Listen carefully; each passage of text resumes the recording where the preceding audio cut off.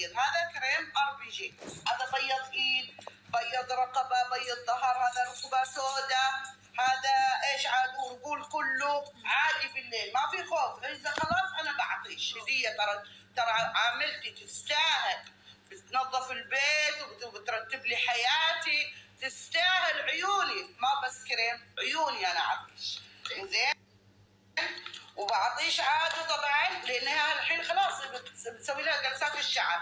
لازم akkanattuu galata namaatu beekanii akkana waa namaa godhu waan tokko maashaallah madaame kana rabbiin isinii haa kennu jecha obboleeyyan kiyya argitanii jirtanii waan isiin jettu kireemii adda addaa bittee fiitiin jirti kan jilba gurraacha irraa balleessu kan ciqilee gurraacha balleessu kan morma gurraacha irraa balleessu isii fi yaaddee akkanatti isiiyyuu kana gochuun maashaallah waan guddaadha jechuudha. Gizee ammaa kana akhlaaquma gaariyyuu deebii magaariyyuu isaanirraa argachuun waan guddaadha. Waan namaa godhuu miti. Maashaallah dhageettanii jirtanii isiin ija tiyyaa dhugaadhuma nuti ija teessanii nu malee ijaan lafa arguu hin dandeessanii. Isiin ija tiyyaa jireenya kiyya naa sirreessitii, jireenya kiyya naa tartiibessitii jettee jirti. Argitanii jirtanii dhugaadhuma dhugaa keenya beekuun isaaniitu waan tokko jechuudha. Odoo hojjettu mana isaanii keessa jiraachuu baatte akka isaan ijaan lafan agarre beekamaadha jechuudha. Ijaan lafa arguu miti manni isaanii akka raammoo yaasu beekamaadha jechuudha. Innaa kanaan isin jedha obboleeyyan kiyya maashaallah isiin nama gaariidha dhugaadha.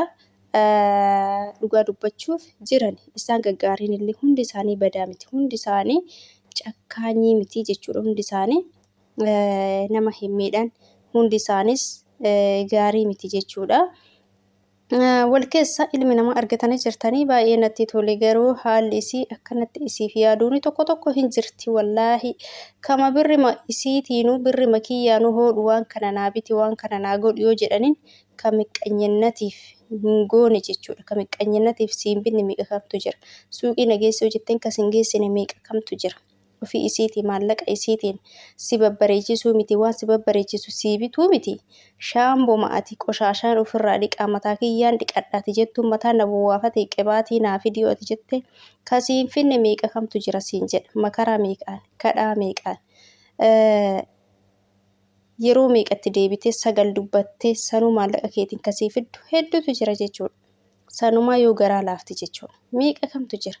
Wala ijoollee meeqa tamu qibaatii naa biti jennaan mataa kee ofirraa haadinaan jetti kan jedhan hedduu isaaniiti jechuudha.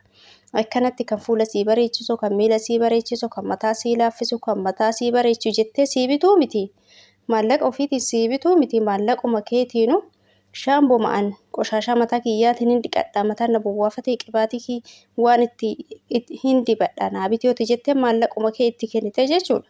Kasiin binne hedduu isiitu jira. Kan mataa ofirraa haade. Qibaatii dibachuun ho'aan siif hin ta'u. Foolii kennaa jetteetiin kan diddu meeqa kamtu jira jechuudha. Sinii galee. Kanaaf jechuma gaariyyuu isaanirraa argachuun waan guddaadha. Ammas immoo maallaquma keetiinuu waan ati fedhii kee waan ati fedhii qabdu tokko waan ati ittiin mataa kee qulqulleeffattu mataa kee ittiin sirreeffatu sii bitu waan tokko jechuudha.